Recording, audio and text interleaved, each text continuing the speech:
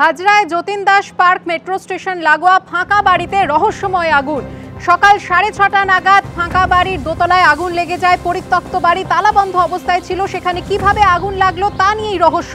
দমকলের একটি ইঞ্জিন গিয়ে আগুন নেভায়। দরজা বন্ধ থাকায় জানলা ভেঙে জল দিতে শুরু করেন দমকল কর্মীরা। ঘটনাস্থলে যায় ভবানীপুর থানার পুলিশ। সাত সকালে শহর কলকাতায় দোতলা বাড়িতে আগুন। হাজরা মোড়ের নিকটস্থ যতীন দাস পার্ক মেট্রো স্টেশনের 3 নম্বর গেটের একেবারে সামনে একটি পরিত্যক্ত দোতলা বাড়িতে আগুন লেগে যায়। ঘটনাস্থলে দমকলের একটি ইঞ্জিন দ্রুততার সঙ্গে কাজ করছে, তৎপরতার সঙ্গে কাজ করছে। আশেপাশে একাধিক বাড়ি রয়েছে, আগুন যাতে ছড়িয়ে না পড়ে এবং কোনো রকম দুর্ঘটনা সৃষ্টি না হয় সে কারণেই কিন্তু দ্রুততার সঙ্গে আগুন নেভানোর কাজ করছে দমকল কর্মীরা। এই বাড়িতেই, যে বাড়িতে কেউ বাস করেন না, সেই পরিত্যক্ত বাড়িতে কিভাবে আগুন লাগলো তা খতিয়ে দেখতে ভবানীপুর থানার পুলিশ ঘটনাস্থলে উপস্থিত হয়েছেন। তবে রহস্য দানা বাঁধছে এই বিষয়টাকেই কেন্দ্র করে, যে পরিত্যক্ত বাড়িতে যেখানে দরজা লাগানো, কাঁচ ভেঙে প্রবেশ করতে হলো দমকল কর্মীদের, সেখানে কিভাবে আগুন লাগলো তা খতিয়ে দেখছে এখন ভবানীপুর থানার পুলিশ। ক্যামেরায় শ্যামল জানার সঙ্গে ঐশ্বর মুখোপাধ্যায়, এবিপি আনন্দ, কলকাতা। রাজ্যের বিরোধী দলনেতা শুভেন্দু অধিকারীর চ্যাংদোলা মন্তব্যের প্রেক্ষিতে তৃণমূল সরকারের মন্ত্রী সিদ্দিকুল্লাহ চৌধুরী বিরোধী দলনেতার বিরুদ্ধে এফআইআর করার দাবি জানিয়েছেন এবং শুভেন্দু অধিকারীর বিরুদ্ধে চাকুলিয়া থানায় অভিযোগ দায়ের করলেন প্রদেশ কংগ্রেসের সাধারণ সম্পাদক আলী ইমরান রামস ওরফে ভিক্টর।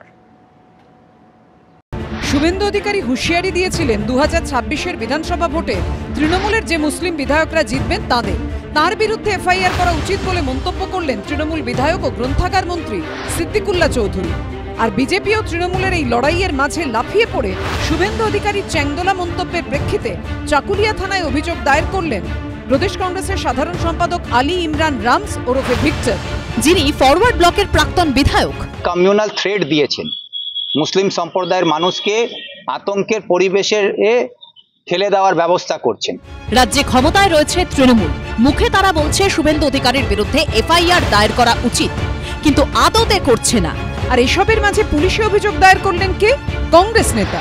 তারপর কেস হবে, কেউ এফআইআর করুক, তাতে সে যেন কাঠগড়ায় দাঁড়ায়। যেভাবে উনি কমিউনাল সেন্টিমেন্টকে আঘাত দিচ্ছেন, তার বিরুদ্ধে মাননীয় মুখ্যমন্ত্রী সরকারের পক্ষ থেকে এখন অবধি একটা এফআইআর করা হলো না কেন?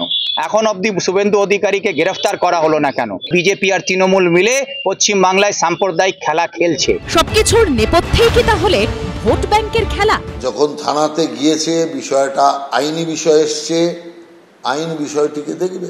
বিজেপি কোনো মুসলমানের বিরুদ্ধে নয়, কিন্তু চাটুকারিতা, মৌলবাদী, তোষামোদি, এই যত বিষয়গুলো আছে যেগুলোর বিরুদ্ধে বিজেপি সব সময় ছিল, আজও আছে।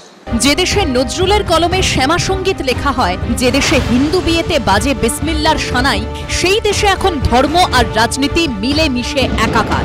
সুদীপ চক্রবর্তী, রাজীব চৌধুরী ও ঝিলম করঞ্জাইয়ের রিপোর্ট, এবিপি আনন্দ।